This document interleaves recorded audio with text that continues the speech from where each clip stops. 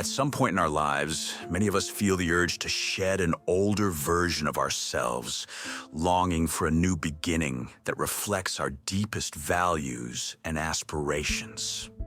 The metaphor of killing the old self may sound dramatic, but it captures the profound process of letting go of habits, mindsets, and relationships that no longer serve our growth.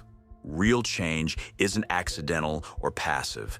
It demands conscious choice, sustained effort, and a willingness to leave behind our comfort zones for the sake of true self-renewal.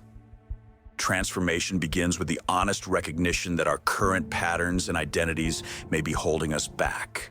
Cognitive biases, as explored earlier, shape our reality and decision-making, often anchoring us in familiar responses that feel safe, but limit our growth. To evolve, we must deliberately question these patterns, dismantling the roles and beliefs that have defined us. This process isn't about rejecting our past, but rather accepting its influence and choosing what to carry forward. Jim Carrey once said, "Ultimately, we're all just consciousness, and we're constantly creating ourselves. You can put down who you were." His words resonate deeply for anyone seeking meaningful change. Carrey's insight recognizes that personal growth is not about becoming someone else, but about consciously releasing outdated versions of ourselves. By putting down who we were, we make space for authenticity and possibility. This isn't a one-time act. It's an ongoing commitment to evolve, requiring courage to let go, even when the familiar beckons. Reflecting on my own journey, I recognize the pain and exhaustion that came from always being surrounded by others, playing the role of a people pleaser. For years, I measured my worth by the approval of those around me, often feeling used or forgotten. I was a supporting character in everyone else's story. There were times where the desire to belong often overpowered my need for self-respect, and solitude felt like rejection rather than relief. While I've always been a bit of an outlier, when I look back, I can see that I had people around me all the time. I had roommates at one point, lots of friends, and even family in my past. I was never truly alone until about 5 years ago. It was then that I started to understand the peace that came with being on my own.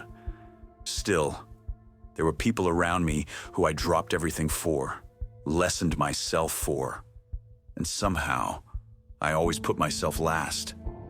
I'm not sure if I was seeking validation, closeness, or just confirmation that I wasn't a ghost. Recently, however, I made deliberate choices to step back from constant social interaction. I stopped seeking validation and allowed myself to be alone, not as a punishment, but as an opportunity. In this new space, I have discovered true peace, a quiet strength, and a sense of authenticity I have never known. Solitude became a sanctuary rather than a burden, and I realized I could not, and did not want to, return to my old ways.